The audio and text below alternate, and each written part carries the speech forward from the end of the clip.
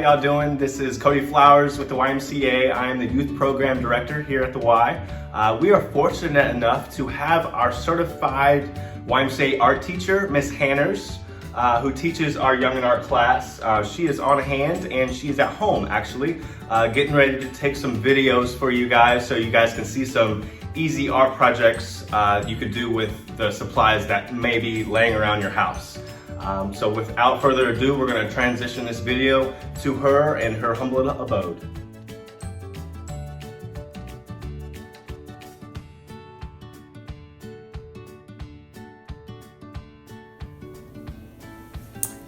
Hey artists, Miss Hanners here again. Hope you're having a good day. The other lesson that I had initially taught, I talked to you about doing a sphere and adding shading or value to it.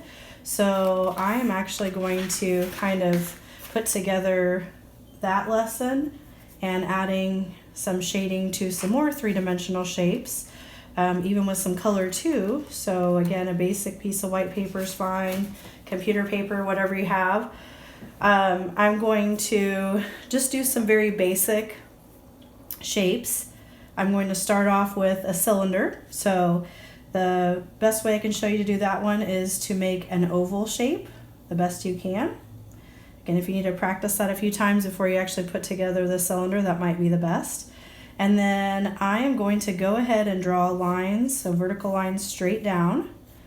Sometimes I've seen teachers show students to put them together by doing the two ovals first, but sometimes there's no guarantee that you have them lined up, so this kind of helps you keep them in line.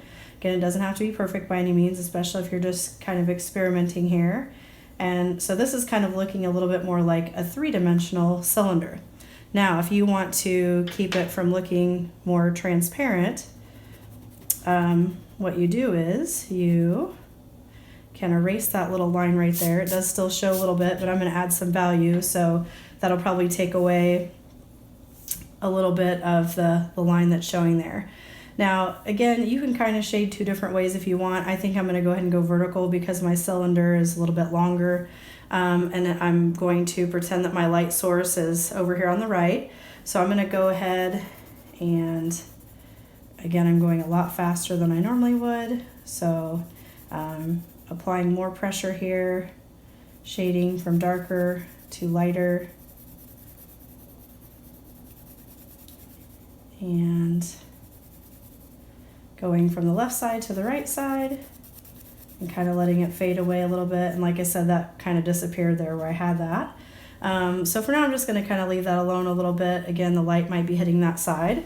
So then from the inside, if the light is shining, it actually would catch this side, which would actually end up making the shadow more on this side because you kind of have this kind of lip here of, you know, maybe possibly like a can or something. And so it would create a little bit of extra shadow right here. And then again, I'm kind of pressing a little bit harder because as you go deeper down into the cylinder, it would be darker. And then as the light hits it, it would become lighter. So I'm kind of going in there and adding a little bit and just kind of letting it fade out. The other day I talked about a blending stick. I actually found one that I have. So again, this is just kind of like a basic blending stick. You can use it if you want. I know some people are a big fan of them. You can see right there, it's already kind of softening up things. But sometimes the texture of the paper is kind of nice to see. So again, I'm kind of blending with the direction that I want to go. And you know, again, it does look nice. It maybe doesn't smudge it as much as your fingers, but a lot of times I just use my good old finger because I think that is what works best. So, you know, again, you can kind of go in. Sometimes it almost smudges it too much where it gets a little bit darker than what I would like. So, you know, you just kind of have to be careful there. So anyway, there's your basic cylinder. I'm going to go ahead and stop this and show another video on a couple other three-dimensional shapes with some other colors. So this was just basic pencil, and I will show you in the next video how to do some other shapes with shading.